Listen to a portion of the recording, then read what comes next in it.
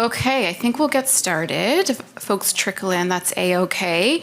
Welcome. Hope you had a lovely lunch, enjoyed the keynote, or enjoying, we're in the sort of latter leg of the conference. Are folks feeling good, invigorated, maybe a little bit tired too? Make sure you check in with yourself, you're breathing, you're hydrating yourself.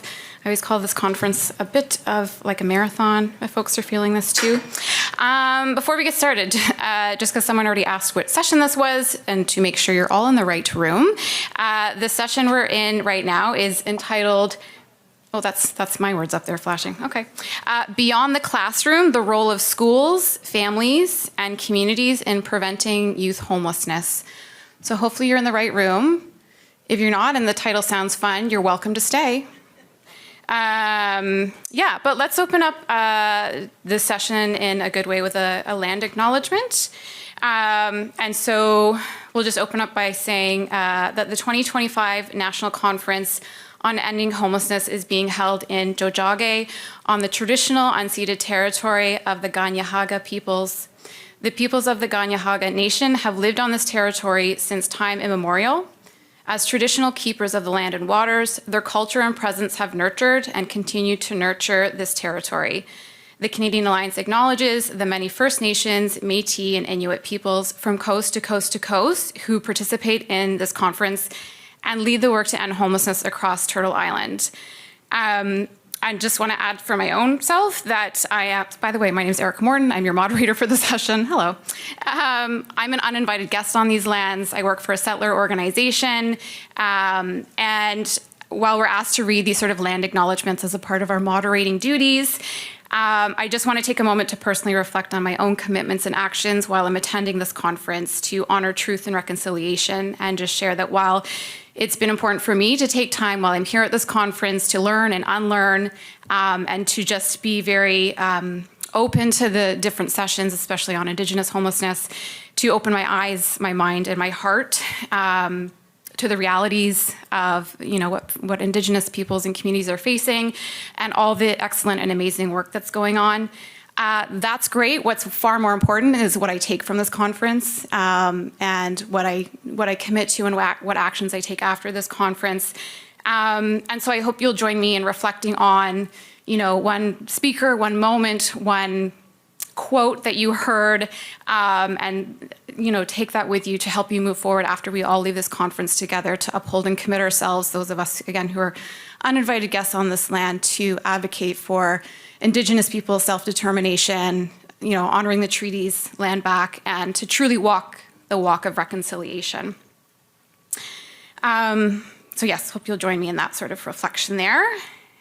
Shifting into our presentation. So I'm going to let the speakers introduce themselves, but I just want to acknowledge who's speaking with us. So we'll have up first, surprise, we have Tara and Jackie, who are on the very end there, who are going to talk about Upstream Project. Then we have my boss, Allison Marcellet, in the middle there. I'm going to be on my best behavior because we have supervision check-in Monday morning, and I really like my job. No, I'm just joking. Allison's awesome. Allison's going to talk about family natural supports work, and then some new friends that I've just met who I'm going to learn about your work. We have Annie and Ariane, who are going to wrap up our session. You'll each get 20 minutes, and then we'll have our half-hour Q&A at the end. Encourage folks, please use the mics when you talk into them for the live stream people, whatever you call that, and or folks that might have audio issues. And I think that's a wrap. Are we ready to take it away, Tara and Jackie? Come on up.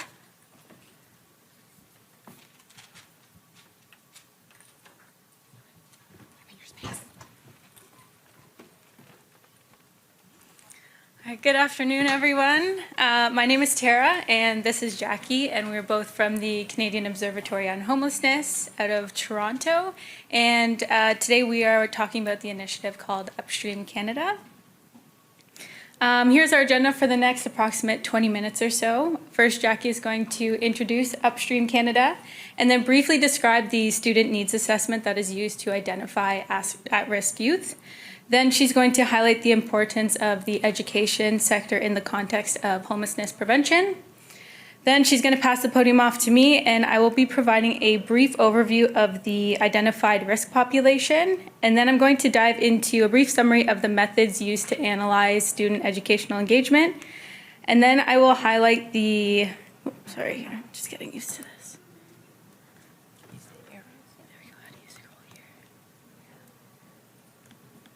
There we go. So I will provide a brief overview of the identified risk population, a brief summary of the methods, and then we will talk about our recent findings of education in the context of our risk groups. And then I'll return the platform back to Jackie, where she will provide some qualitative anecdotes in support of our quantitative findings, and then discuss what's next for Upstream Canada. Thank you, Tara, and hello, everybody. I'm so happy to be here with you all. Okay. I have the privilege of leading the research and evaluation on Upstream Canada since 2019. And I'm just going to breeze through my slides because I think Tara has the more interesting, the richer data. Just to situate us, though, so Upstream Canada is based on an initiative that actually originated in Australia. Australia has been showing wonderful, significant impacts out of this initiative, which is a prevention-focused initiative, early intervention, starting with youth ages 12 to 18 in Australia, but in Canada we're focusing on 12 to 14. We work in very close partnership with schools, so the idea is that community-based organizations and schools are true partners in this initiative to broadly identify students, so providing access, universal access to students in the age group to all have opportunities to participate. This is what the model looks like. So you see equity is foregrounded there. It's a shared priority area between education and social services, community-based organizations. It is early identification, so there is a screening tool used, completely voluntary. It's adaptive, so we know that communities are all different, so we work with communities to adapt based on their needs and strengths. And it's really driven by communities, ultimately, and highly collaborative, as I mentioned, including with researchers. So it's a continuous bidirectional flow of knowledge and continuous learning between researchers and our community-based organizations and people we work with there. So basically, this is how it works. As I mentioned, there's a universal assessment, so looking at evidence-based risk indicators, so housing stability, family life, educational disengagement indicators. And so we assess risk at the COH based on a multi-tiered framework. So there's 3 different tiers of risk. Tier 3 is considered urgent, and so when we flag risk for students under Tier 3, our partners are encouraged to follow up immediately with those students. Of course, it's not a perfect model. It's more to flag potential risk, and we make that very clear that these assessments do not determine or, they're not definitive indicators of risk. Of course, the most important part is the validation part, where you sit down with a youth and they are offered opportunities to engage in supports that strengthen protective factors, including education. So why education? We know that although education is not a causal reason for homelessness, it's strongly interrelated. So, of course, when youth are going through difficult times at home, in their home lives, it's going to impact their education, but it doesn't always. We want to be able to support these students before they fall through the cracks, and just support them in general, their well-being. And so that is a shared priority that we really want to emphasize with education, and that it is a shared responsibility as well. We know based on research with youth with lived experience that the large majority of them in the largest pan-Canadian study have said that school would have been an ideal place for intervention to prevent their homelessness. And so it is really a key lens for understanding risk and also how we can support students as well. I'm going to hand it over to Tara now to talk about the risk variations between groups and levels. Okay, so as you can see on the slide, in total, 3,133 students took the SNA across 2 communities and 6 schools from 2021 to 2025. So that was winter this year. Among our respondents, 1/3 were identified within the risk spectrum, where 25% were low risk, 6% were moderate risk, and 3% were high risk. Of those identified, approximately half were unknown to the education sector, which illustrates the high level of hidden risk within the school environment, pointing to the value of universal preventative screening approaches. 17% of the total population identified as a visible minority, and you can see the composition on the right side of the screen there. Approximately 1/3 of visible minority youth were identified as at risk. Among this group, 22% were low risk, 9% were moderate risk, and 4% were high risk. Compared to the overall population, visible minority youth representation increased sharply in the moderate and high risk groups, where they were 40% and 43% more likely to experience an elevated risk in each respective group. This pattern suggests that visible minority youth may be more likely to experience deeper or more severe homelessness risk when compared to the overall population. 12% of the overall population identified as Indigenous. Once again, the composition is shown on the right side of the screen. Among Indigenous youth, over half, so 52%, were identified within the risk spectrum, where 36% were low risk, 11% were moderate risk, and 5% were high risk. Compared to the overall population, Indigenous youth are 52% more likely to experience any level of risk compared to the overall population. And the biggest gap is at the moderate risk level, where they are 75% more likely to be at risk. This is followed by 61% among high risk and 41% among low risk. These findings suggest that Indigenous youth not only face a greater likelihood of being at risk, but also greater likelihood of experiencing greater risk at all risk levels. We do recognize that these findings are likely an underrepresentation. We anecdotally understand that some students were reluctant to take the SNA and or identify as Indigenous, so following implementation, they actually reached out for supports. 10% of our population identified as 2S LGBTQIA+. Among this group, over half, so 56%, were identified as at risk, 40% were in the low risk, 14% were moderate risk, and 2% were high risk. Compared to the overall population, these students are 62% more likely to be at risk.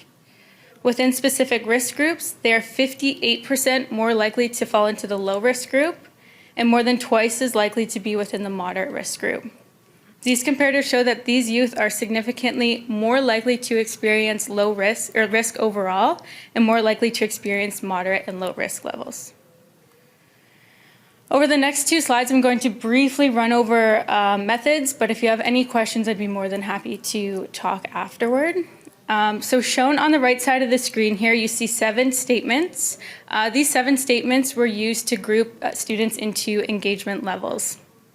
Each of the 7 items were scored on a 5-point Likert scale for a total score of 35. To ensure data quality, we included only students who completed at least half of the questions, so that was 4 out of 7 questions. The students who did not complete this number of questions were excluded from the analysis. We then used total scores to create quintiles, so a method used to divide students into 5 equal groups. This method allowed us to interpret engagement relatively rather than an absolute arbitrary cutoff.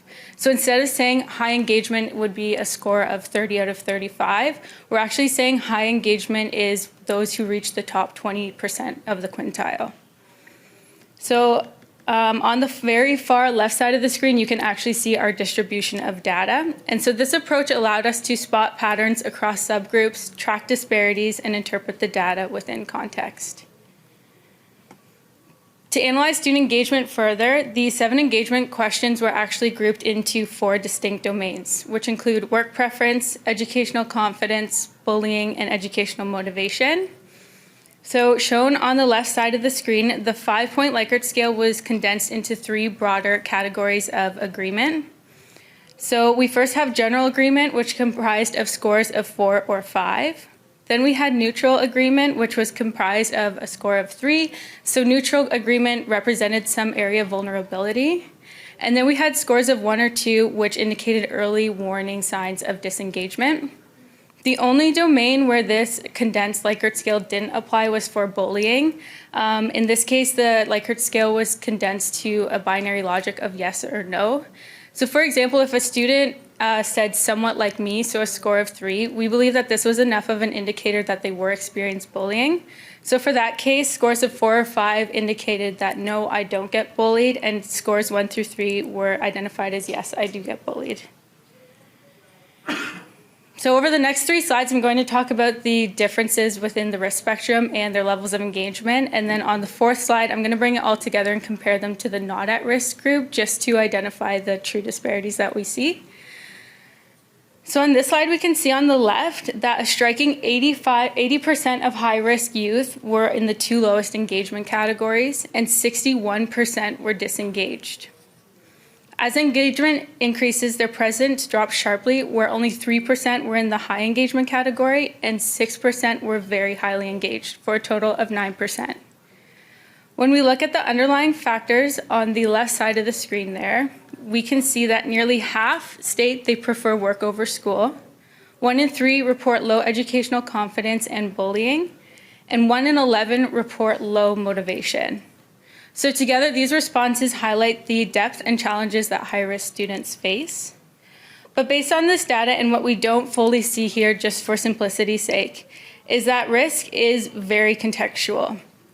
So for instance, while 6% of these students reach the very highest engagement level, in a sample that is strongly skewed to the very low disengaged part of the graph, this is actually a very significant statistic.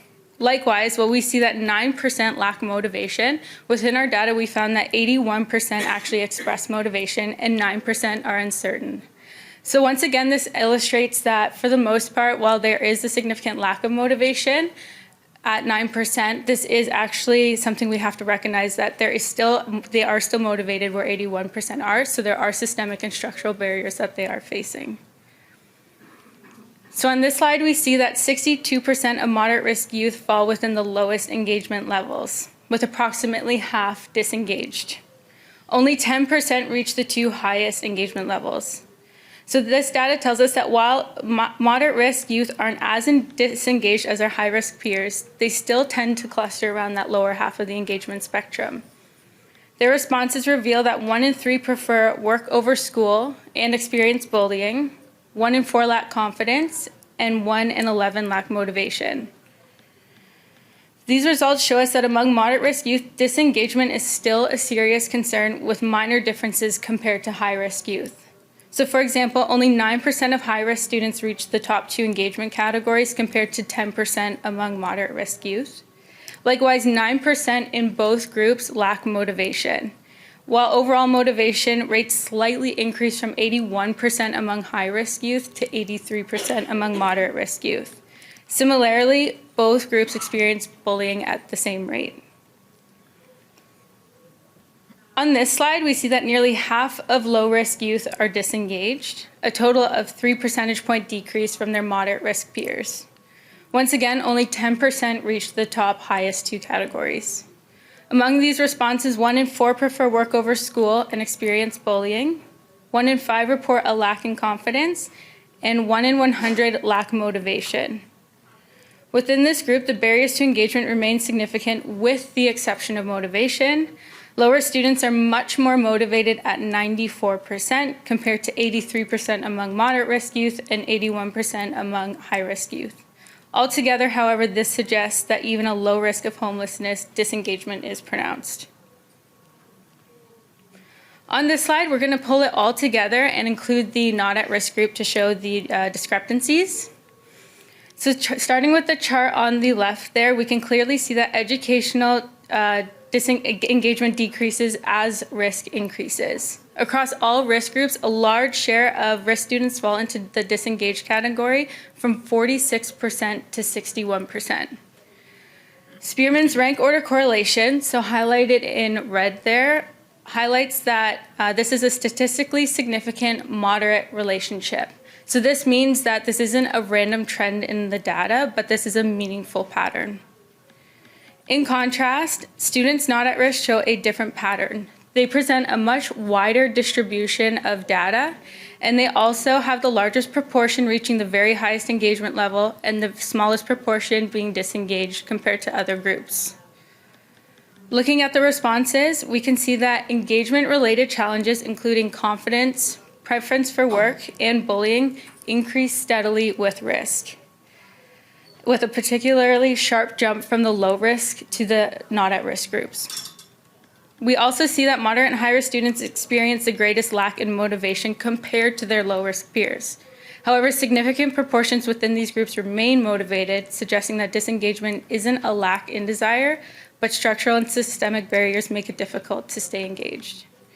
So in essence, I hope the key takeaway here from this brief overview of data tells you that risk isn't just a label, but it is closely tied to how students show up to school and the likelihood of becoming disengaged. Thanks very much, Tara. I should have mentioned that Upstream is actually being implemented in Kelowna, BC, and St. John's, Newfoundland, so opposite ends of the coast. But we are seeing very common threads between the two communities. And what are we doing about this? So we can see that the evidence is quite stark. Educational factors and disengagement is very much interrelated with homelessness risk. And hearing from the youth participants, I just put up some representative quotes because we did see a lot of common threads about their experiences with Upstream Canada. So the results that you just saw are from the assessment, and then from there, the team wraps around to support these students who would like to engage in supports. And we've been hearing from educators as well who were initially quite resistant to bringing in something like this in the schools, who have become huge champions because they see students growing in confidence, wanting to re-engage in school. They have reported increased attendance. And you see here that you've quote, "School wasn't a place I wanted to be before Upstream. Now I'm more engaged because of the support." And then a sector leader who talked about the resistance from schools, and then just being able to frame it as something where they are alleviating social care burdens from educators. It's not just another work ad initiative. So they have truly seen in both communities that Upstream has lived up to this promise, which has been fantastic to see. Okay.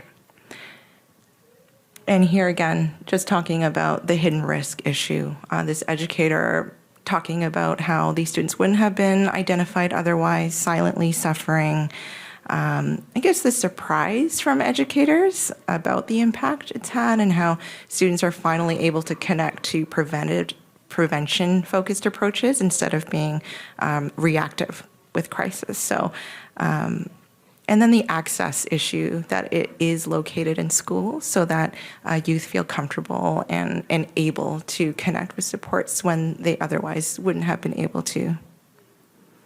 So in terms of next steps, now what? One of the big things that we heard from participants when asked about what are the gaps, what do you think should improve about it, they all unanimously said, we just think it should be available to more young people. And so we're hoping to scale it. It's going to take a lot of work, but these are all the things that we're going to be working on next, mobilizing this knowledge. Now we have this concrete data. We're not just saying that it works, but we can see how education impacts these young people, and we want to capture them before and support them before they fall through the cracks, which in turn will hopefully lead to more prevention. Thank you very much.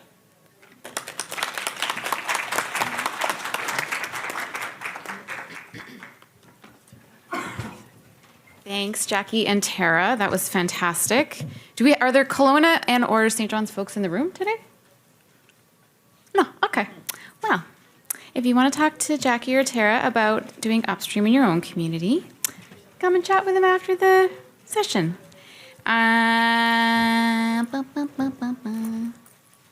Sorry, Allison. Give me 1 second. I just want to make sure we get the interpretation up there.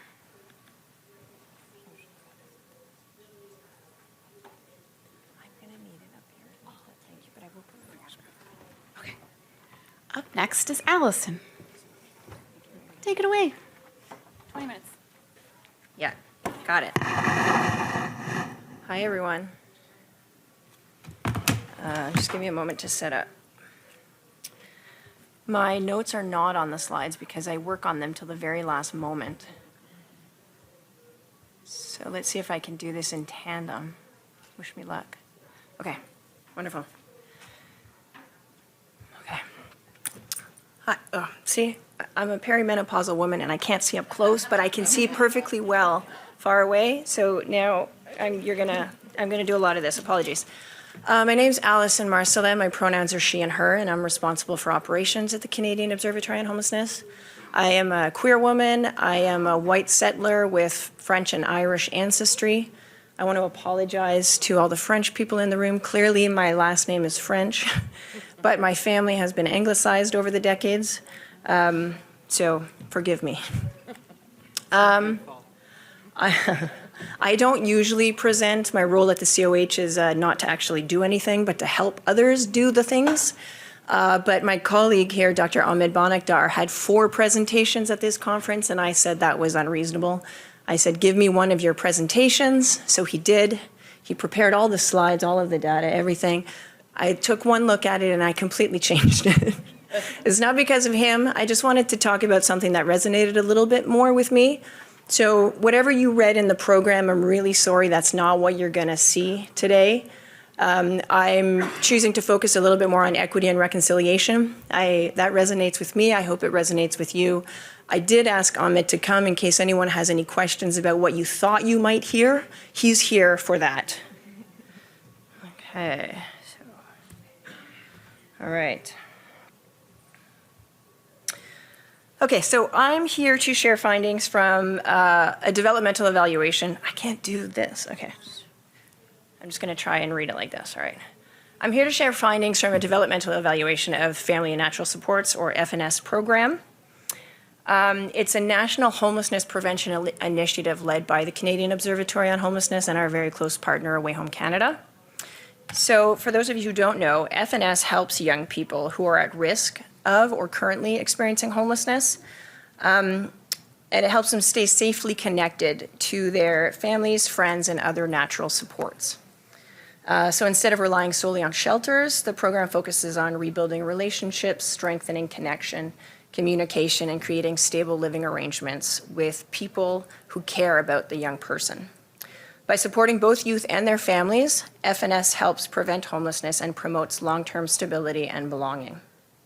So our evaluation tells a powerful story about prevention in action, how investing in relationships, family, and community connections can keep young people housed and supported.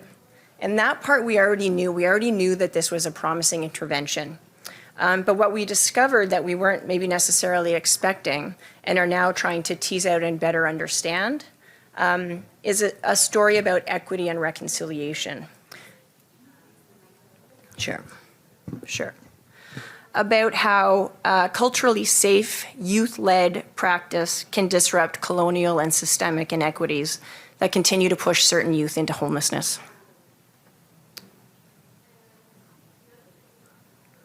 So the developmental evaluation explored how FNS worked across 10 different sites in 5 provinces. We asked, how does it work? How do young people and families experience it? What do they think is working well? What improvements are necessary? How do service providers experience it? What do they think could be done better and differently? So we gathered data through surveys, interviews, and focus groups with over 400 young people and almost as many family and natural supports. In addition to assessing outcomes, we also started to unravel different mechanisms of change. Kind of like a mixing of what makes relationships protective and what are the systems that need to shift to make those protections sustainable. So this program can't fix poverty, racism, but where those two things meet and present as symptoms, that's where this program shines. And the results mean reduced homelessness, shorter experiences of homelessness, and less returns to homelessness.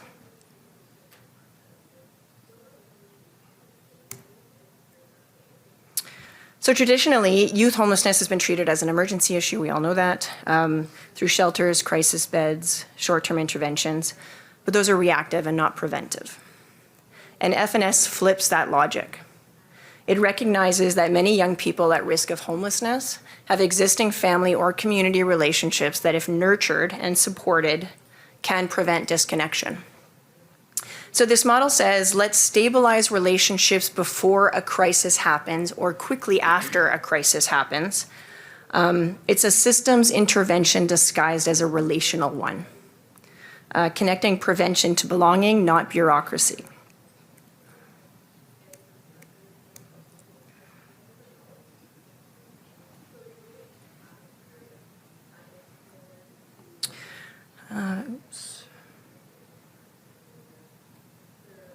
All right.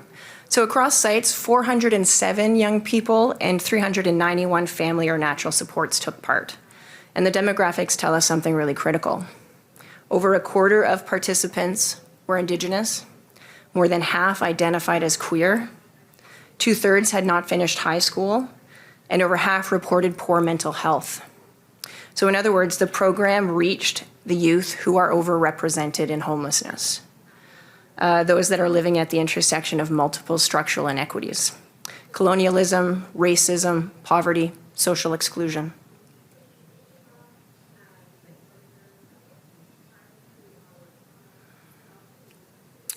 FNS starts with one radical premise: family is whoever a young person says it is. And that might be a parent or a grandparent, but it could also be a teacher, a coach, an elder, a neighbor, parents, friends, chosen family. And this program is built on 3 core values: youth, choice, and voice. Young people define what safe connection looks like. Cultural grounding and trauma-informed care. Support adapts to each youth's realities and identity. And relational flexibility. The workers have discretion to use time, funds, and creativity to meet needs. One example is there was a young man who had a really good relationship with his dad, but his dad had an expectation that if he was going to live with him, he would have a job.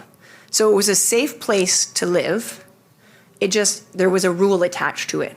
So the FNS worker, the father lived a little bit too far away from public transit to make it easy for the young man to get a job and still live with his dad.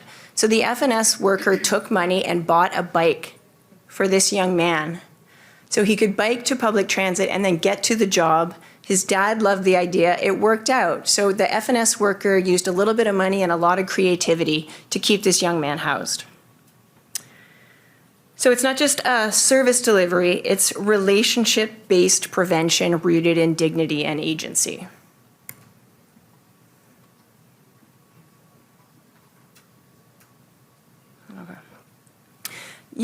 So what worked? Youth and families consistently described feeling heard, respected, and seen. Workers weren't just case managers, they were trusted adults who practiced deep listening, patience, and non-judgment. Youth highlighted that the program didn't pathologize them, it met them where they were at emotionally and materially. A small grocery store gift card wasn't charity. It was a way to share a meal, rebuild trust, and reconnect. And families valued the mediation support provided, the coaching that reduced conflict. Many said it was the first time they'd been supported as a family unit and not treated as a problem needing to be fixed. And this is an equity piece, right?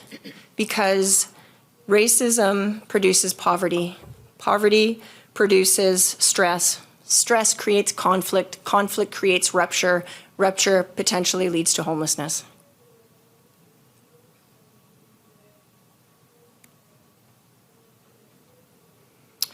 Okay, so let's take a moment to look at what some of the young people said. They weren't telling me what to do. They knew that I knew more about myself than they did. It was the first time my pronouns were respected. You saved me from being homeless. So these voices reveal transformation not through systems, but through relationships.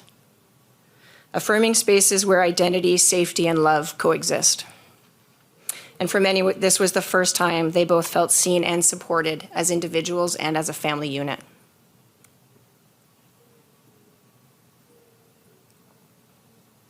So this relational model worked across context. It worked in large to smaller regional communities. It worked in Indigenous and newcomer communities.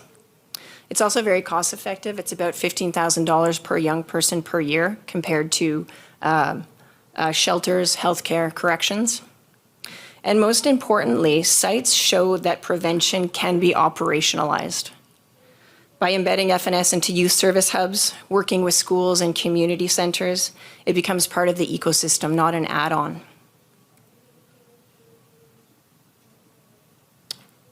Of course, challenges emerged. Staffing shortages and burnout, as we all know, are major issues. When workers left or communication broke down, youth, especially those with histories of abandonment, experienced that loss deeply. And if this whole thing is relational, it's about the relationships, then we need to figure out ways to keep service providers in place. And worker burnout isn't just an operational problem, it's an equity issue. When services are interrupted, it's the most marginalized youth who are hurt most, those with trauma and abandonment histories. So sustaining equity means sustaining the workforce. Fair pay, manageable caseloads, organizational culture of care are essential if we expect staff to provide consistent trauma-informed supports. Youth also wanted more integrated mental health supports, life skills programming, and peer-led spaces. And these are opportunities for the next phase of scaling. To build structure without losing flexibility, and to treat staff well-being as central to equity.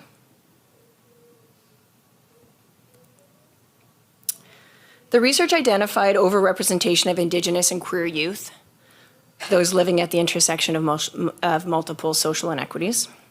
And as we're starting to unpack the potential for FNS to be a tool for equity and reconciliation, we have to connect individual experiences to the systems that shape them. Colonialism, which has disrupted and continues to disrupt Indigenous families and ruptures connection to culture. Systemic racism, which causes poverty, increases incarceration, and limits access to housing, economic stability, and care. Heteronormativity, which makes family rejection a homelessness driver. And child welfare involvement, which too often produces harm and trauma.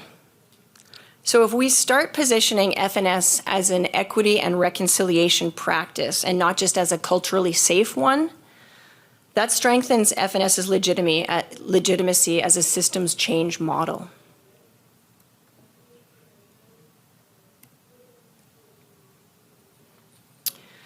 One in 4 youth participants were Indigenous. And for these young people, the language of safety is fraught. Historically, colonial systems defined Indigenous homes as unsafe to justify child apprehension. From residential schools in the 60s scoop to today's overrepresentation in care. So leaning into equity in the FNS model means resisting those narratives. Safety must be defined by Indigenous youth and communities, grounded in kinship, ceremony, and Indigenous worldviews. And as we think about scaling the program, we're going to have to prioritize Indigenous-led delivery and governance. And anything less risks reproducing colonial assumptions under a new banner.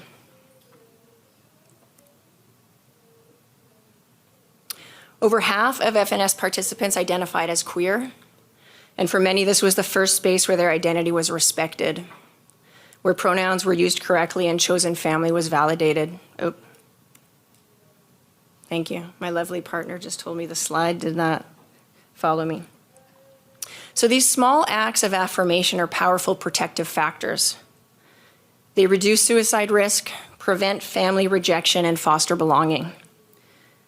And for sustainability, FNS must embed gender-affirming and anti-oppressive training across all sites and build policy frameworks that make inclusion non-negotiable. Now, anecdotally, we know that given time, many queer kids could go back home. Because for many queer kids, the family of origin is not necessarily unsafe. But if there are religious and heteronormative values that predominate in that household, if those things can be reconciled, a young person can return to a safe home. It took my Catholic mother 4 years to come to terms with my identity. So FNS provides that kind of support where an FNS worker could help a young person find a safe landing place, possibly with an aunt, for the duration of mediation with the family to help the family come to terms with the young person's queerness, and then that young person can return back to the family of origin, which theoretically was safe, except for the flawed thinking around queerness.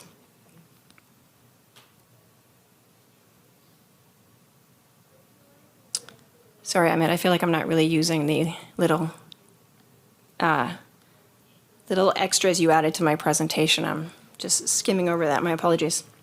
So thinking about FNS as a practice of equity and reconciliation also services the need for critical reflection on unsafe families. Many families labeled unsafe are actually struggling with poverty, racism, and systemic exclusion. Conditions that create instability and massive stress, but not harm. Poverty-related neglect isn't a moral failure. It's a symptom of structural inequality.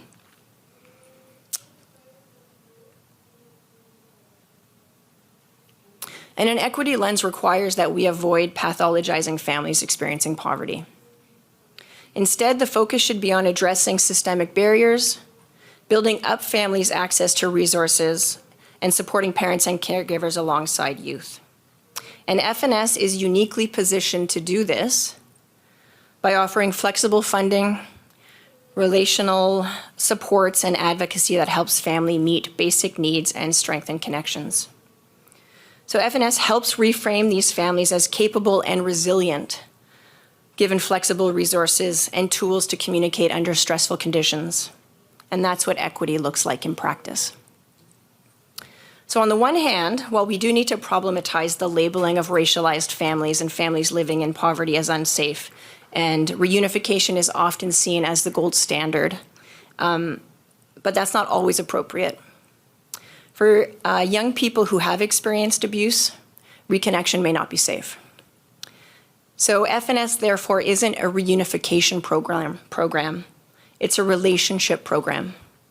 And its purpose is to help youth build safe, chosen, and meaningful connections defined by them and not by systems.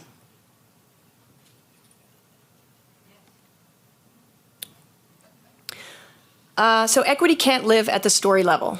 We need policy commitments to make these practices permanent. So that includes mandatory equity and cultural safety training, dedicated Indigenous and queer leadership roles, funding models that value relational work and not just measurable outputs. Equity must be embedded in systems design and not appended as a footnote. And sustaining the workforce, taking better care of service providers.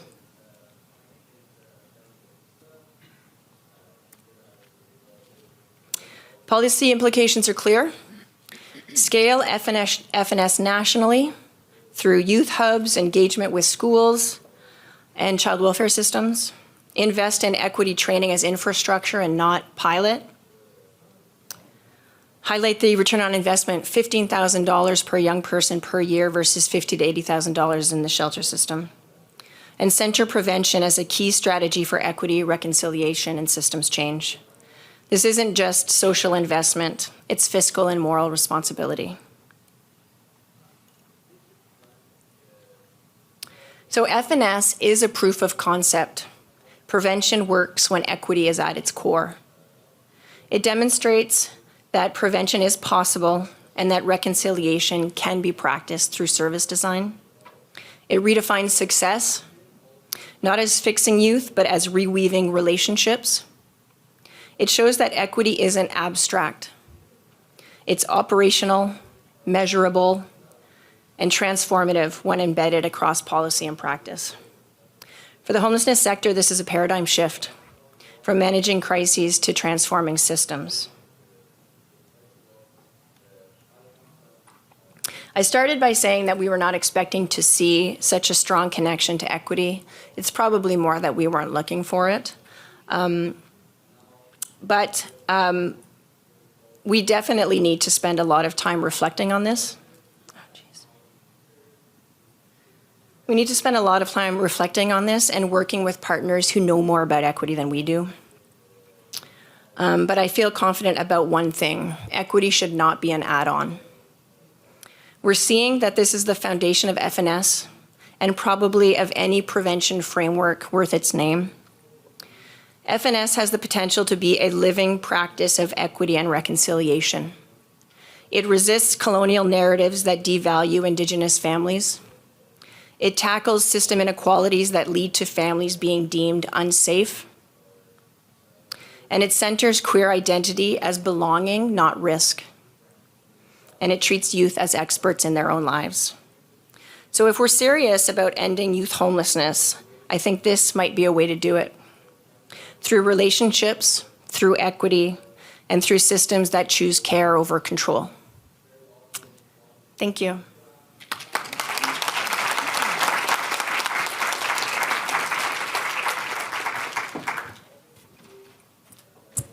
Thank you, Allison, very much for your words. I feel like you're, I don't know, anyway, for me, pushing beyond thinking about the what it is we do and more reflecting on why we do the work and why it matters and bringing the heart work back into it. So I'm not just saying that because we have supervision check-in on Monday and I want bonus points. But yeah, that was lovely. Thank you. Last but certainly not least, we have Annie and Ariane. Sorry, I need to get your slides up. That's why I'm up here. Less me talking, more you talking. And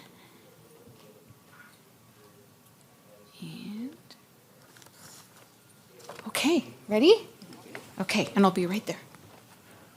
And make sure the mic is right, like in front of your mouth, yeah, or they can't really hear at the back. Okay. Bonjour à toutes et à tous. C'est un plaisir d'être avec vous aujourd'hui. Je suis Annie Fontaine, professeure en travail social à l'Université Laval dans la ville de Québec et je suis accompagnée de... Bonjour, je m'appelle Ariane Souza-Caron, je suis doctorante en travail social sous la direction d'Annie. Alors, aujourd'hui, on va vous parler d'un projet de recherche qu'on est en train d'amorcer. Donc, il ne s'agira pas de présentation de résultats de recherche, mais plutôt de la problématique que l'on aborde et de la démarche que l'on mène dans le cadre d'une recherche-action, principalement dans le but de faire ressortir l'importance de la collaboration entre différents acteurs pour agir sur la problématique de l'itinérance. Oups, il n'y a plus la manette. On va y aller avec la flèche. Alors, la problématique qu'on aborde aujourd'hui, donc, je mène plusieurs travaux avec différents collègues sur la question de l'itinérance, une dimension de l'itinérance qui ressort au cours des dernières années dans un contexte où on comprend de plus en plus comment la convergence de différents facteurs, que ce soit la crise du logement, la hausse du coût de la vie, les contre-coups de la pandémie, les enjeux d'accès aux soins de santé mentale, la crise des opioïdes. Donc, tous ces différents facteurs font en sorte qu'on voit s'étendre le risque de vivre des situations d'itinérance sous différentes formes et qu'il y a un accroissement net de la population en itinérance partout au Canada, y compris au Québec.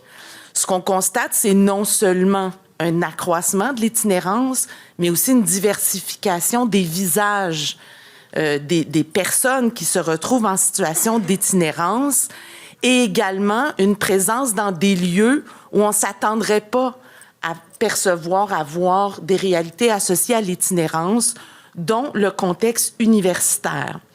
Donc, depuis quelques années, quelques chercheurs, entre autres au Canada et ailleurs dans le monde, se sont préoccupés de la question de l'itinérance chez la population universitaire et c'est ce qui fait l'objet de notre étude actuellement. Je vous expliquerai un peu mieux le contexte tout à l'heure. Et on voit d'ailleurs au cours de la dernière année une visibilisation très grande des enjeux liés, entre autres, à l'accès au logement chez la population étudiante et cette réalité qui jusqu'à maintenant demeurait quand même assez invisible. Donc, dans la présentation d'aujourd'hui, on va contextualiser un peu la problématique, donner quelques repères sur les visages de l'itinérance étudiante, mais ensuite décrire notre projet de recherche et parler des clés de la collaboration qui sont sous-jacentes à ce projet. Donc, comme on le fait souvent dans la question de l'itinérance, c'est important de ne pas avoir une vision trop stricte de la notion d'itinérance, puisque c'est une réalité qui est fluctuante et qui a plusieurs dimensions. Et donc, on aborde souvent cette question sur un continuum entre une stabilité résidentielle et différentes formes d'instabilité résidentielle. Donc, on souhaite aux gens d'avoir accès à une sécurité résidentielle la plus grande possible dans un lieu de leur choix. Mais on peut aussi parfois avoir une certaine stabilité dans un contexte, par exemple, de logement social. Et dans le continuum vers l'instabilité, on peut voir autant des actions faites pour entraîner de la stabilisation de personnes qui auraient pu vivre de la précarité, constater des situations de très grande précarité résidentielle, voir la nécessité d'avoir différentes stratégies pour s'accommoder, pour ne pas se retrouver à la rue, jusqu'à la nécessité de recourir à des refuges, par exemple, ou encore même à être complètement sans abri et vivre des périodes pas toujours choisies, hors de tout lieu avec un toit. Je vais laisser maintenant Ariane peut-être décrire un petit peu certains indices de l'itinérance chez la population étudiante. Oui, merci Annie. Donc, effectivement, l'itinérance en contexte universitaire, ça peut être un phénomène assez étonnant, mais quand on va vous donner quelques situations types de ce phénomène-là, peut-être que ça va allumer certaines lumières pour vous. Donc, les étudiants universitaires se retrouvent dans toutes sortes de situations qui s'apparentent à de l'instabilité résidentielle ou à de l'itinérance cachée. Donc, on peut penser à utiliser les installations d'un campus à des fins autres pour lesquelles elles sont destinées, donc dormir sur le campus, utiliser des douches parce qu'on n'en a pas chez soi. On peut penser à recourir à des banques alimentaires, donc tout ce qui est du dumpster diving, puis plus lié à la précarité alimentaire. Puis on peut aussi penser au fait d'occuper des immeubles abandonnés pour dormir. Donc, on peut voir que les étudiants se retrouvent dans toutes sortes de situations qui se situent sur le pôle de l'instabilité résidentielle à la stabilité résidentielle. Un exemple type de ce genre de situation-là est aussi le couchsurfing, qui est très commun là, pendant les parcours universitaires, puis qui n'est pas nécessairement apparenté à de l'itinérance cachée, mais en fait, quand on se penche à ce phénomène-là, bien effectivement, il y a quelques indices de précarité plus prononcés qui peuvent s'apparenter au parcours de l'itinérance étudiante. Donc, ce phénomène-là a été quantifié par quelques études internationales et plutôt locales. Donc, je fais apparaître quelques chiffres à l'écran. Donc, vous pouvez voir que beaucoup d'études se sont faites aux États-Unis et au Canada. Globalement, les chiffres se situent autour de 10 % de la population étudiante qui se retrouve en situation d'itinérance à un moment dans son parcours. Cependant, quand on parle de précarité résidentielle, les chiffres s'élèvent plutôt à 50 %. Donc, on peut voir que c'est vraiment un phénomène qui est lié aux réalités étudiantes. Les statistiques sont évidemment plus élevées quand on parle de certains groupes minoritaires, donc les personnes autochtones et la communauté LGBTQ. Donc, on peut voir aussi qu'il y a beaucoup d'autres chiffres qui vont sortir récemment. Donc, c'est un phénomène qui est de plus en plus abordé dans les écrits scientifiques. Puis, plusieurs données sortent là, de 2025. Donc, les chiffres sont de plus en plus nombreux sur ce phénomène. Plusieurs facteurs de risque sont associés à cette période de la vie qu'est les études. Donc, on peut penser aux enjeux économiques qui sont reliés au fait de poursuivre des études universitaires. Donc, le manque de revenus, la précarité d'emploi, le défi de paiement du loyer, les frais de scolarité qui s'additionnent et évidemment l'endettement qui est associé aux études. Sinon, il y a quelques conditions résidentielles propres à cette période-là qui peuvent fragiliser certains parcours résidentiels, notamment le coût très élevé des loyers, l'insalubrité des logements, la perte de résidence lors de périodes de vacances. D'ailleurs, ceci qui touche tout particulièrement les étudiants internationaux et les risques d'éviction, évidemment. Puis sinon, il y a les dimensions sociales et relationnelles, comme les colocations instables, les conflits entre les colocataires, les situations de dépendance ou de violence qui peuvent fragiliser davantage cette frange de la population. Oh.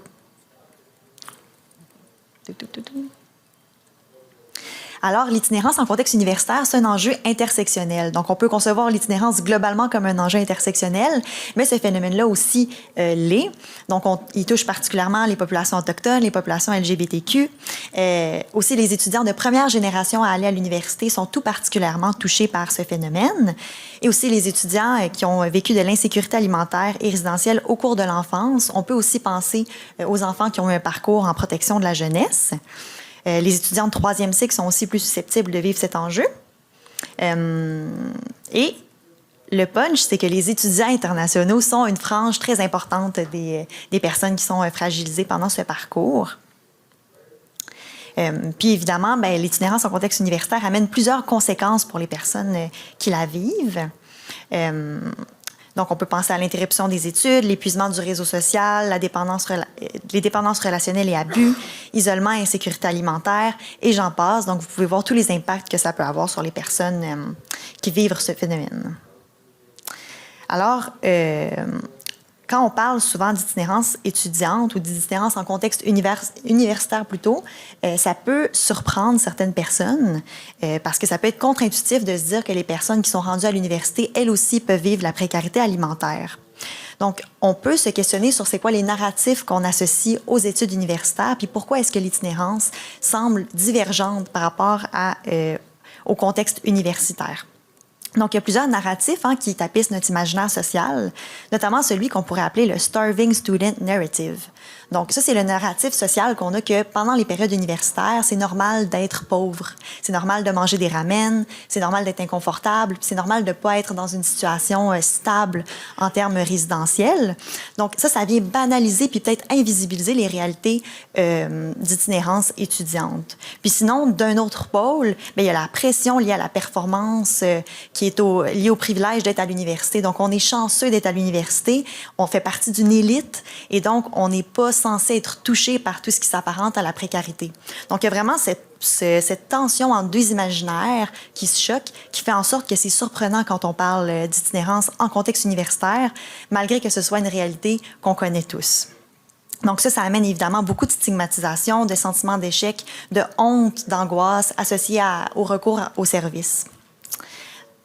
Et voilà, donc toute cette stigmatisation-là peut mener à un non-recours aux ressources qui sont disponibles, soit par crainte, par méfiance, par manque d'accès, par méconnaissance ou parce que les services sont tout simplement inadéquats.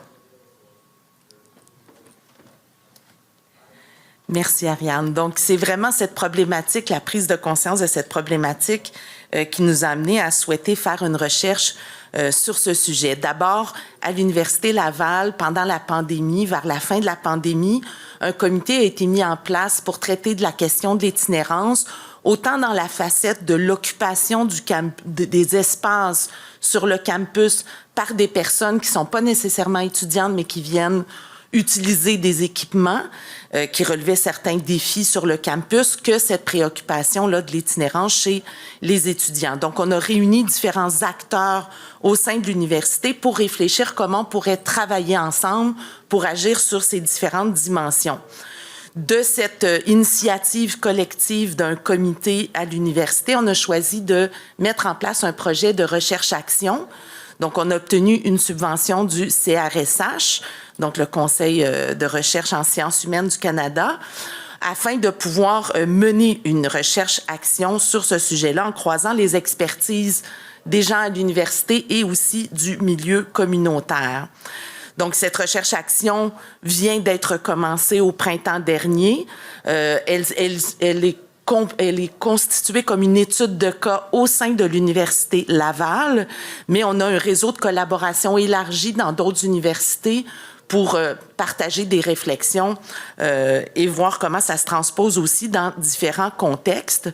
Donc, sur le plan méthodologique, sans aller dans le fin détail, on a un volet quantitatif où on va faire, entre autres, une enquête auprès de la communauté étudiante sur les réalités vécues par ces personnes, une enquête aussi sur les perceptions de la communauté universitaire au sujet des réalités de l'itinérance et un volet qualitatif composé d'entretiens avec des personnes en situation d'itinérance, soit étudiantes ou des personnes qui fréquentent le campus, de l'observation participante ainsi que des groupes de discussion autour de ces thématiques.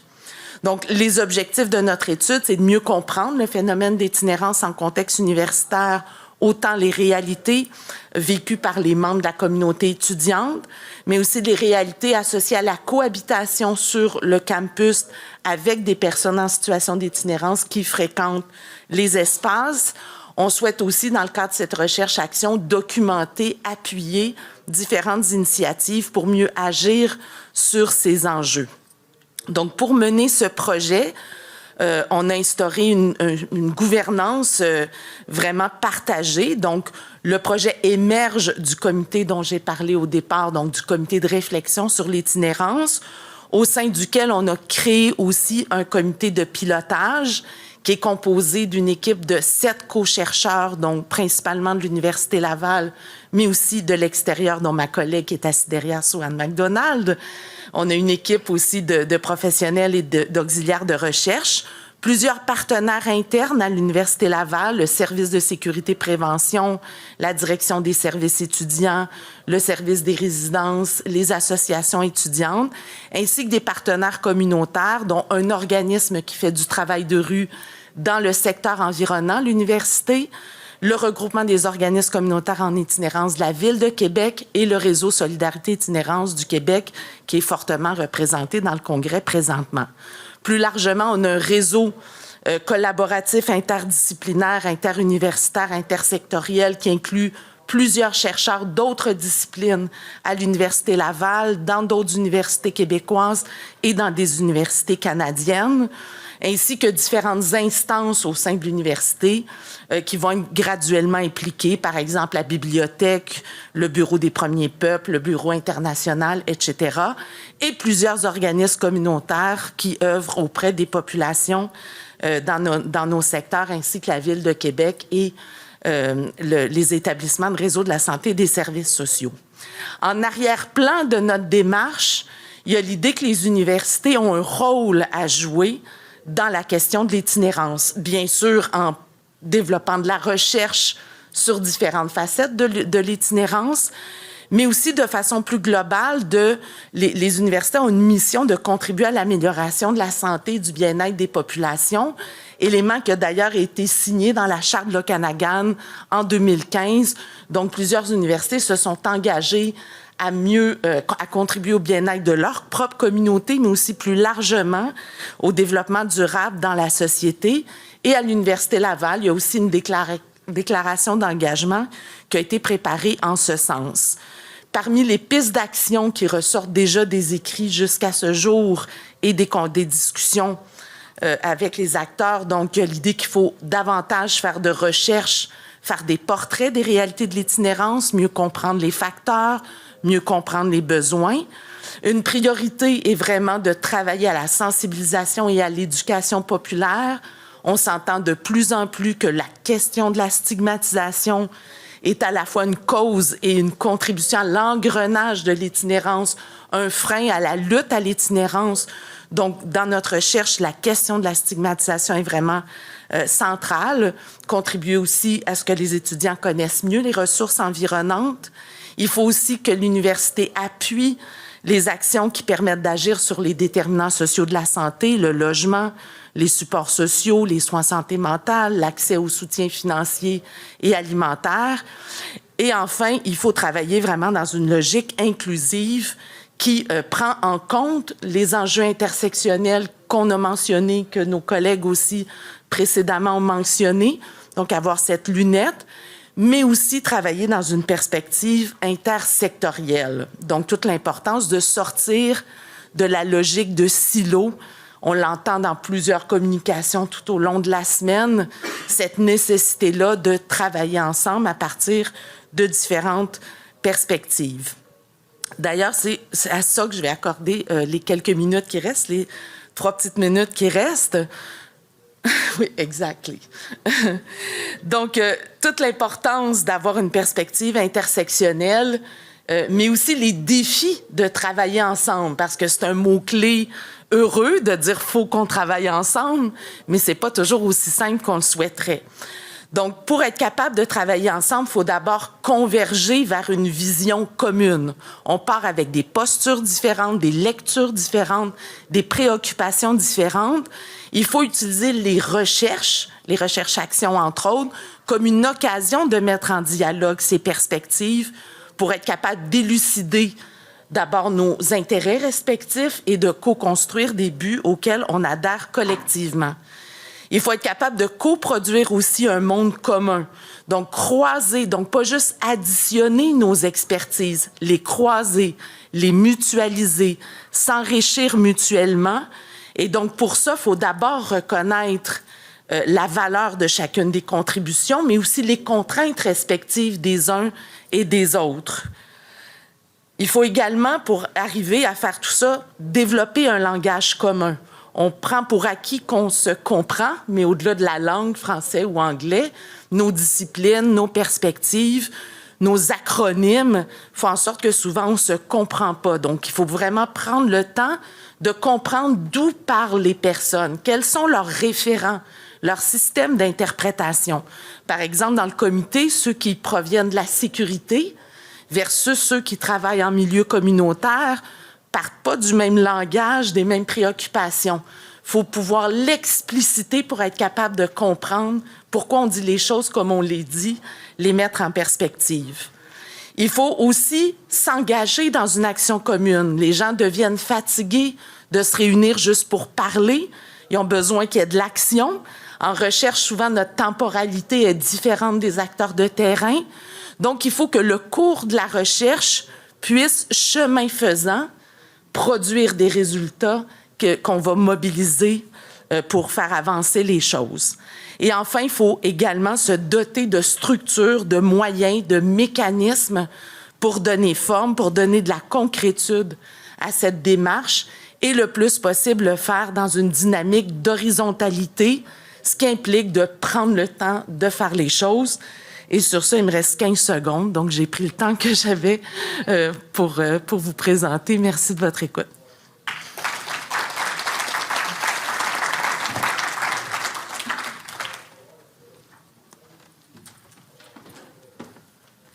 Okay, thank you, Annie and Ariane, for wrapping up our presentation. Okay, full disclosure, I do not speak French, but I think your presentation was great because it's focusing on student university homelessness, which I feel like at the COH as an organization, I work at the COH, so I can talk about COH stuff.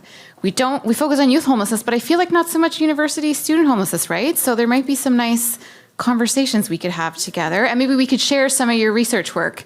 And I definitely heard some language and words in there that I think we align with around prevention and intersectionality and multi-sectoral work together. So yes, the language differences have not totally divided us. Oh yeah, Q&A. So we have some time together. We've got about 20 minutes for questions. We have a mic just over here, a mic stand, so I would encourage folks, please use the mic again for our virtual folks joining and for folks that maybe need some audio help.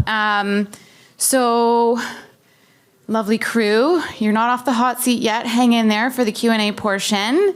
But yeah, we'll open it up, questions, comments, thoughts. Don't be shy. Oh, someone's going up. I know it's a bit of a walk. That's okay. We'll have a little interlude music while you do. Oh, sorry. One more thing. Our lovely Annie and Ariane, they can hear French, but they cannot answer the question. Maybe not in French. So if you have a question for maybe, if no. Not easily. Okay, yeah. Annie's like, don't do this, Erica. Just please make sure you kind of ask your question slowly so they can translate. That was up their suggestion. I'm not saying that. Je vais poser ma question en français, Yes, par contre. yes. En fait, c'est une question pour Annie et Ariane. Vous avez nommé que les étudiantes de troisième cycle ressortaient. Je serais intéressée à savoir un peu plus là-dessus parce qu'il y a une partie de moi qui est étonnée, considérant le troisième cycle plus avancé dans la vie. Et, en tout cas, je suis curieuse de savoir pourquoi est-ce que le troisième cycle particulièrement ressort. Ça m'a surpris. Merci. Ben oui. Ça marche? Ah, OK. Oui, moi aussi, j'étais super surprise de remarquer ça dans les écrits. Je pense qu'il y a plusieurs facteurs qui s'additionnent avec les étudiants de troisième cycle. Je pense qu'il y a beaucoup d'étudiants internationaux qui sont des étudiants de troisième cycle, puis qui ne sont pas là nécessairement pour se professionnaliser. Donc, c'est souvent des études moins techniques et donc qui les mènent dans l'engrenage de la précarité de l'auxiliariat de recherche. Donc, c'est une piste de réflexion. Je ne sais pas si Annie... J'irais vraiment dans le même sens. Les personnes, surtout qui se consacrent à temps complet à leurs études de troisième cycle, c'est beaucoup de sacrifices. Il y a aussi l'endettement cumulé rendu au troisième cycle, donc il y a le cumul de ce qui précède qui participe à ça également, mais ça ressort vraiment dans plusieurs études et dans les préoccupations du comité, cette question. Donc, de réfléchir aussi à tous les moyens de mieux soutenir, offrir du travail d'auxiliaire, de charge de cours à ces étudiants. Merci. Allô? Ma question est aussi pour vous. Je suis intervenante dans une maison d'hébergement à Trois-Rivières, puis on a très peu de personnes étudiantes qui sont en situation d'itinérance, mais c'est déjà arrivé, puis on avait comme vraiment aucune idée que c'était quelque chose de commun. Fait que je suis vraiment contente que vous fassiez cette étude-là. Puis je serais intéressée, je ne sais pas si vous avez des pistes de solutions ou si d'autres personnes dans la salle en ont, mais de discuter de solutions qu'on pourrait mettre en place dans les refuges puis dans les maisons d'hébergement pour ces personnes-là, parce qu'on s'entend que c'est vraiment... Ça n'a pas rapport, exemple, une personne qui est en situation d'itinérance chronique avec souvent des problèmes de consommation ou des enjeux de santé mentale versus quelqu'un que c'est pas son cas du tout, mais qui est à l'école en même temps, qui a un mode de vie complètement différent. Donc, c'est difficile de concilier les deux puis la cohabitation dans un hébergement. Fait que ça, c'est un peu ça. Merci. Je sais pas si t'as rodé. Merci beaucoup pour le partage, la réflexion. Il n'y a pas de solution encore, évidemment, puis même au bout de la recherche, il n'y aura pas de solution clé en main, mais je pense que c'est important d'avoir une diversité de stratégies, que les universités s'engagent aussi davantage dans des soutiens. Il y a tout l'enjeu de la stigmatisation aussi qui fait en sorte que peut-être certaines personnes fréquentent les refuges sans qu'on sache qu'elles sont aux études. Donc, c'est une réalité qui est quand même encore assez invisible, mais effectivement, ça fait partie des choses qui sera à réfléchir. Mais on est au tout début de nos travaux. Merci.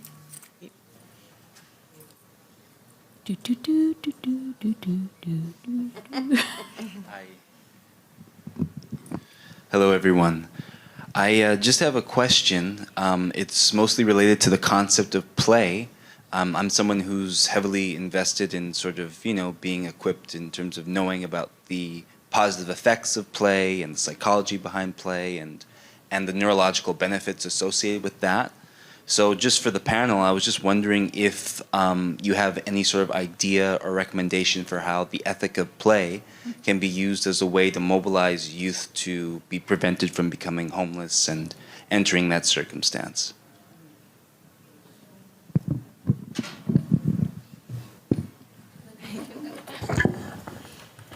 I'm not an expert in the area, but I know with Upstream, I've been very impressed with how the case managers have connected youth with areas of interest. They've been quite creative with, I don't know about play specifically, but sports and horse therapy, art. I know it might not be totally related to what you're looking for, but in terms of connections, thinking outside the box and helping re-engage youth in connecting with their communities, I think that's been something that stood out to me as well, something that I'm learning more about. That's a really interesting question. Thank you. Anyone else? Can you understand French? If I speak slowly? Oui, je comprends un peu de D'accord. français. Sinon, j'aurais fait l'effort en anglais, mais mais peut-être pas en lien avec la recherche qu'on a menée, mais peut-être en référence aux travailleurs de rue, aux street workers, qui accompagnent les jeunes dans leurs différentes facettes de vie. Donc, toute l'importance de pas seulement travailler sur le problème, mais partager du temps ensemble, que ce soit par l'art, que ce soit par les jeux, que ce soit par le sport, fait partie des ingrédients actifs de la relation et de l'émergence des compétences, des aspirations. Donc, je partage votre avis que le jeu, le sport, l'art sont des outils pour favoriser l'émancipation des personnes. Merci à tout le monde. Thank you. That's a great question. Thank you for that. I think sometimes we forget that youth need time to play, right? We tend to focus on the basic needs and then the things that they really, really need, like the housing and the job and the ID and that. And so appreciate questions like that make us think outside the box about what else youth need in that holistic lens of support. And to just be youth and young people and what that feels like for them. Thank you. Sorry, go ahead. Oui, merci. En fait, I'm going to translate it after, so it's a question for everyone. Je voulais savoir quel rôle est-ce que vous pensez que les parents aidants ou les personnes avec savoir expérientiel peuvent jouer justement dans une mobilisation intersectorielle et dans chacun de vos initiatives. So, how do you think peer support-based workers could be help, and how do you imagine to implement it, and what benefit it would have for youth in your different programs?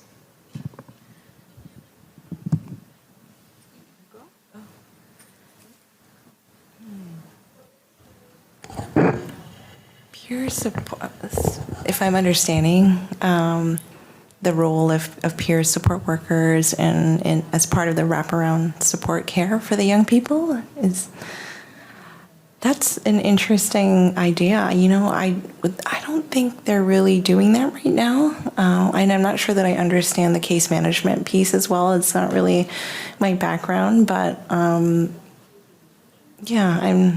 sorry, I'm not really sure how that fits with what we're doing now. Is it an FNS thing? Like, is that part of it? Ask Ahmed to speak to it. Do you have thoughts on it? What's the role for peer supports in FNS? Hello.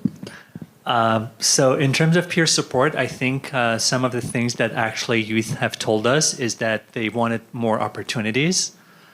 They wanted to have like a space so they could actually learn from their peers. And we found out that, FNS could actually provide those kind of opportunities with flexible funding. So for instance, if they wanted to go out and catch a movie, FNS funding mechanism was actually flexible enough to allow such opportunities. But even that, youth said that, it would have been like amazing if we could have like more opportunities for peer support. So because in some of our focus groups, actually, we learned that, young people learn from each other, and they provide like support to one another. And one of the other things that we also learned was that they consider their peers as natural supports. Sometimes they rely on them when they are going through like a rough patch or things like that. I hope I answered your question, but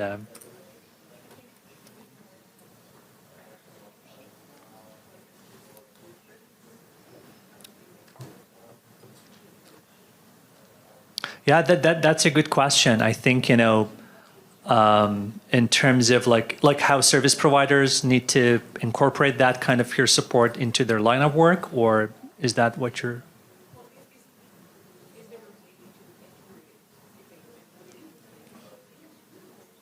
Yeah, of course, from research perspective, it's hard to say, but maybe from the practice perspective, right? I guess this question should be posed, to our service providers and see like how training, especially when it comes to Away Home Canada, could provide more opportunities to spend time with service providers to see if there are like more opportunities that they could actually engage in that kind of peer support work.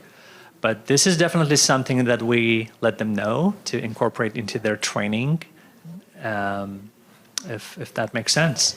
Sorry, I should have added. Now that I think of it, mentorship is actually one of the top requested supports from Upstream Youth. And in Kelowna, now that it's been running for a few years, they now have students who have graduated and they're in their upper years of high school from the first cohort. So now I remember when I went to do field work there, I did learn about these high school alumni who were meeting with the incoming Upstream Youth, and that had been a really great resource for them. Yeah. Sorry, I should have thought of that.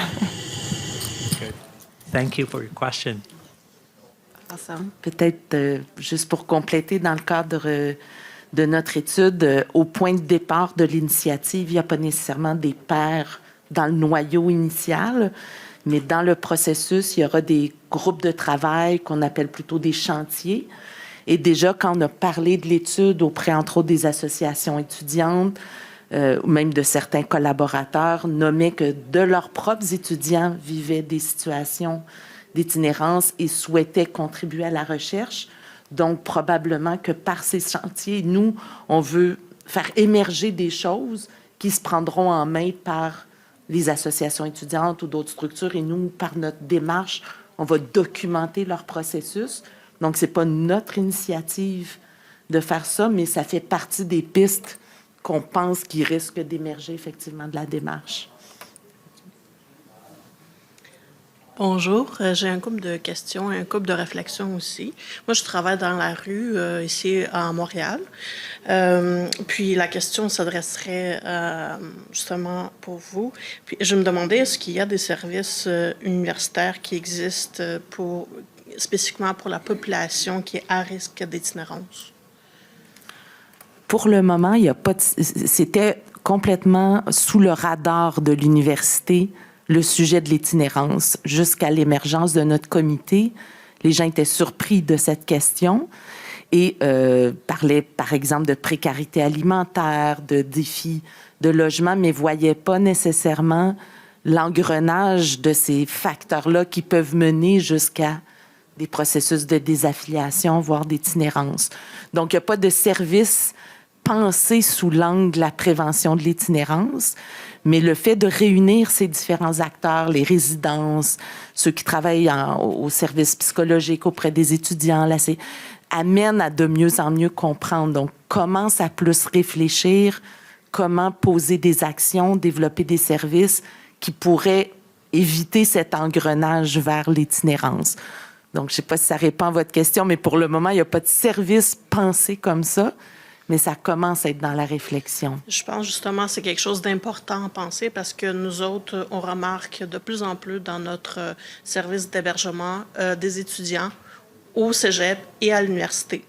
Et donc, parfois, on leur dit, tu sais, ce serait une bonne idée qu'eux autres, ils soient réaffiliés à l'université, qu'il y a des services. De notre côté, dans le réseau communautaire, on ne connaît pas ces services.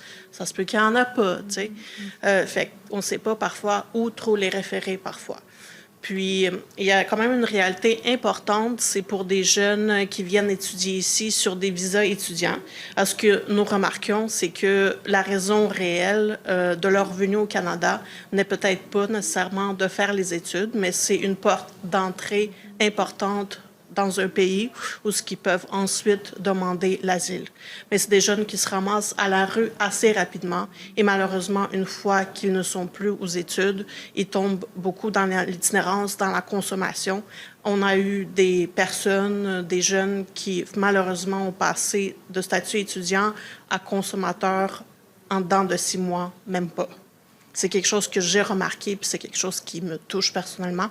Puis je me dis que, justement, la prévention doit se faire à l'université, au cégep et dans les écoles secondaires aussi, in high schools as well. So I think it's why I find this subject really interesting and really important. The prevention should be happening with FNS everywhere and before we have youth in the streets. Mm-hmm.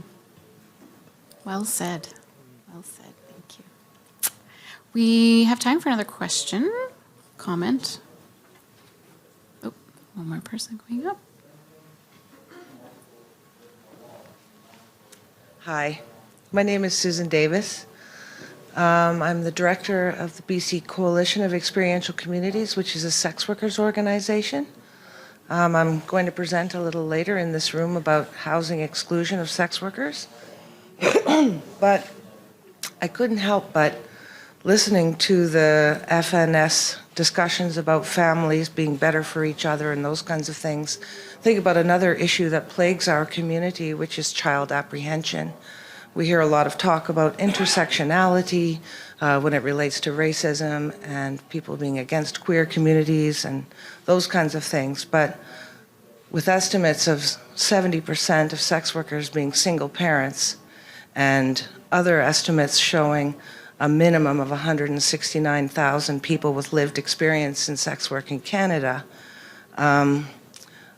and myself going to court defending mothers and parents, men and women, who are single parents and engaged in sex work from losing their children, the violence they experience as people extort them, wanting to out them as sex workers and threatening to have their children removed.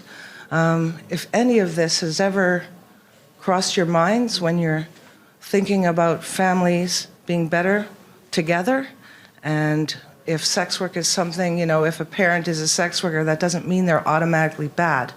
The vast majority of sex workers are not working on street, or they are precariously housed, obviously, living in poverty, using sex work to pay the bills and those kinds of things. But has that ever occurred to anybody within the FNS training or the programming that you guys do?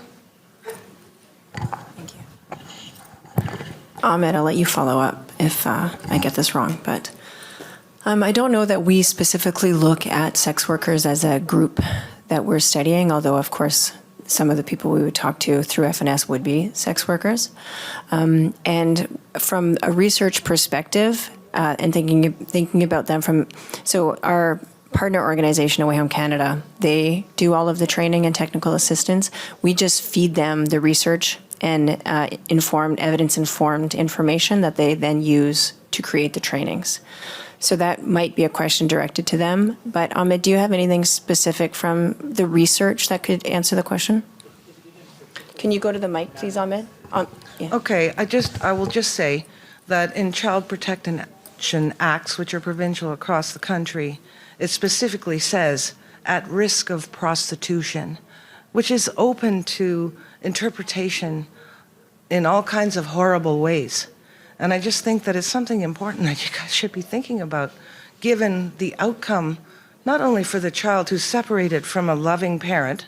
I mean, not all parents are good, okay? I'm not saying it's a blanket statement here, but a loving parent who engaged in sex work to make sure that they could feed them, house them, all of those things, having them removed, those parents being extorted, treated horribly, enduring violence, all kinds of things as a result of these laws and a result of this omission across the board.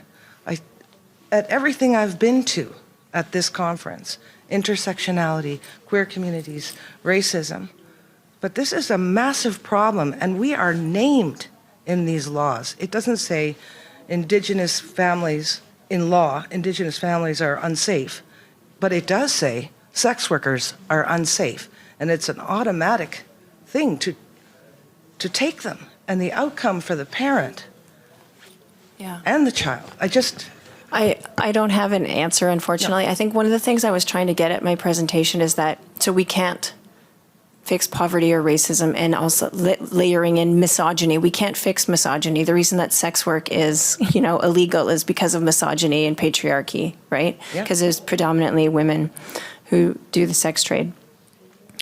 And so FNS or any program can't fix those things, but how it presents as symptoms. So an FNS worker could work with a family like that and come up with creative solutions about how either to support the parent so that they don't get arrested, or I'm not sure what the creative solutions are, but that there is flexibility with a program like FNS to kind of deal with the symptoms that present from poverty, misogyny, patriarchy, racism, colonization.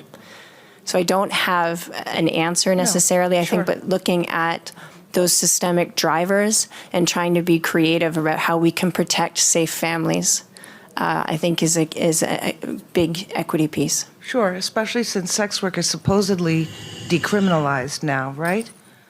Under the Nordic, which of course I obviously don't agree that that's decriminalization, but if that's what they're saying, perhaps it's time for us to do a little better for sex working families.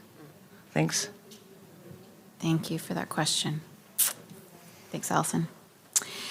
We're at 3:16. Apologies, I kept you a minute after. So we can close out the session. Just want to give another round of applause to our speakers who did a great job. Really just appreciate all of your great insights and conversation around how we can better support young people to be prevented from experiencing homelessness as they are experiencing things in different institutions and systems and what role they have as well. So, and thank you all so much for spending the entire session here. We have a break now and then one more session of the day and then you can enjoy Montreal. All right, thanks everyone. Take care.